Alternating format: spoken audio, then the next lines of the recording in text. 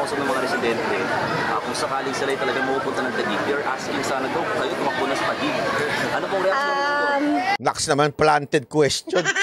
Ano masasabi mo, sabi ng mga residente ng Embo, na gusto kang tumakbong mayor ng Taguig? Kayo lang nagsasabi niyan eh.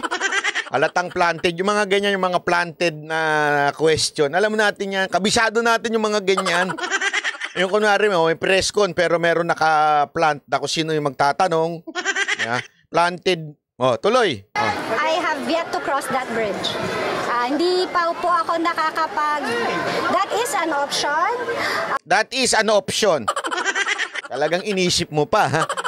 In-option mo pa talaga, ha? Oh, sige, bakit ba kasi sabit? Oh. Pero hindi pa po ako nakakapag-desisyon dahil magiging mabigat at mahirap na task. Eh, naturalmente. Kailangan mo, alam mo kung bakit mabigat na task? Ha? Papaliwanag ko sa inyo, ha? Alam nyo ba na ilan ang botante ng Taguig? Para lang sa kaalaman ninyo, 400, more or less, 449,000 ang botante ng Taguig. Etong nakaraang eleksyon, alam nyo kung ilan ang nakuha ni Mayor Lani Cayetano na boto? 75%. So, yun sa kalaban niya, 25%. Okay? Ito pa. Ilan daan ang mga taga-Embo? 200,000 na botante. Okay? Sabihin na natin, masiro mo yun. Which is, napaka-imposible. Wala akong ganyan, yung nasisiro, unless magkaroon talaga ng malupitang smart magic.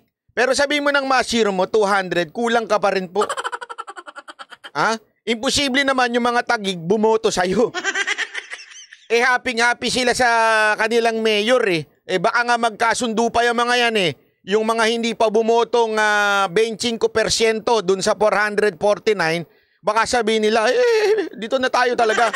Ayaw na mapunta dyan sa madilim na future. Di ba baka ganun eh?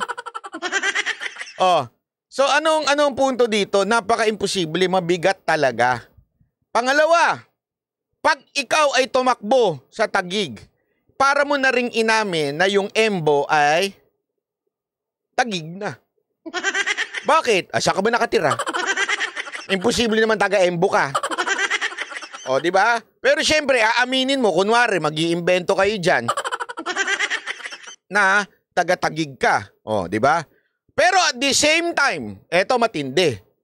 Kung sakaling maging option mo yan, sigurado ako hindi ipapayos yan na abogado mo yan. Bakit? You have to resign as a mayor of Makati. Bakit? You have to live at least 1 year sa Taguig. O, kung sakaling nagpadesisyonan mong kumandidato, di titira ka ng 1 year sa Taguig. Pwede ba naman tumira ka, residente ka ng Taguig, mayor ka ng Makati?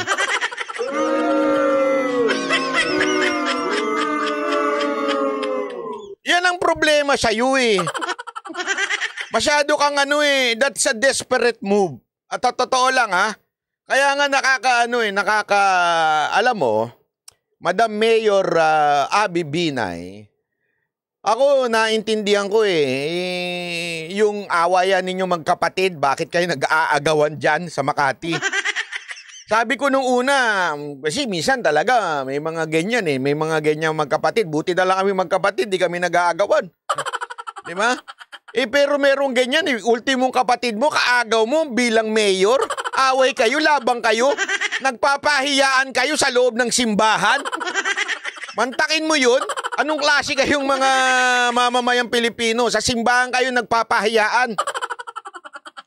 Oh, ganun kayo talagang gusto ninyong kanya-kanyang agaw dyan sa Makati. Ultimong kayo, di kayo magkasundo.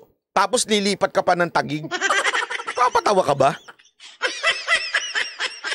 Nakakahiya ang ginagawa ninyo. Alam nyo talaga. Alam nyo ba kung bakit ganito nangyayari dyan? Explain ko kayo ng bahagya Bakit naisip nitong bakit naging option ang tumakbong Taguig to? Alam mo kung bakit? Matatalo na to next na eleksyon eh. Alam nyo kung bakit? Okay. Ang Embo, District 2 ng Makati yan. diyan nananalo ang mga Binay. Okay? Yung District 1, yung medyo mga hindi umaasa, ika nga, sa local government. Alam ko yan, District 1 eh. Alam nyo ba na lumaban ng congressman, yung tatay nito kay Kid Peña bilang congressman sa District 1? Alam nyo ba, Olat? Sa madaling salita, sa District 1, Olat ang mga Binay. Kay Kid Peña. Olat. Ha? Eh, yan na lang ang matitira sa kanila, District 1. Kaya maniwala ako sa akin, this is not about caring on the embo-embo. This is about holding the power in Makati. Sabi ko sa inyo eh. Kaya sa totoo lang ngayon, nangangatog na ito mga to. Bakit? Ang natira yung District 1 na kung saan lagi silang talo. Ang kanilang pinagkukuhanan ng boto, District 2, yung embo-embo. Kaya nga sabi ko sa inyo, ang karma digital yan eh. Oh, di ba? Away-away kay simbahan. Oh, inistorbo nyo yung mga tao dun. Oh. Kaya tingnan ninyo kung ano mangyayari dito sa Makati sa susunod na eleksyon. Nga ito. Oh, kaya nga talaga nga naman kung ikaw medyo alam mo yon, medyo desperado na ika nga. Sigurado ako maiisip mo na tumakbo sa ibang lugar. Pero ate Mayor, wag sa Taguig. Delikado kayo dyan.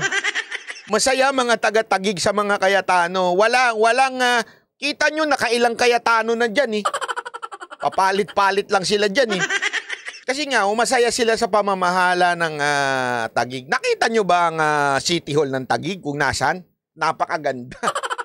Mga benepisyo nila, napakaganda. Ang tumakbo sa Taguig sapagkat una hindi po ako familiar sa lugar. Although marami po tayong magandang maibibigay at magagawa para sa lungsod na yon. Pero kailangan po magmuni-muni ng mabuti. Kailangan kausapin ko yung asawa. Hindi, ang kailangan ninyo, hindi magmuni-muni, mag-move on. Hindi muni-muni, move on. Asawa at anak ko because it will be a difficult decision to make running for Taguig. Ayan, ang lupit. So talagang meron pa silang option na running for Taguig. Grabe talaga. Kapala na lang talaga ng mukha ito eh. Alam mo yung parang, sandali, taga Makati ka eh. Diba? How dare you? English yun ha. How dare you biglang tatakbo ka ng Taguig? Pero taga Makati ka, alam mo ang tawag doon, desperate move. Sobrang hindi makabitaw sa kapangyarihan.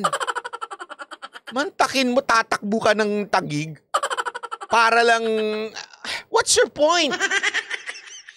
Para tulungan yung mga taga-embo? Eh di tulungan mo. Ang dami mong drama, Tre, sa buhay. Ang dami mong drama.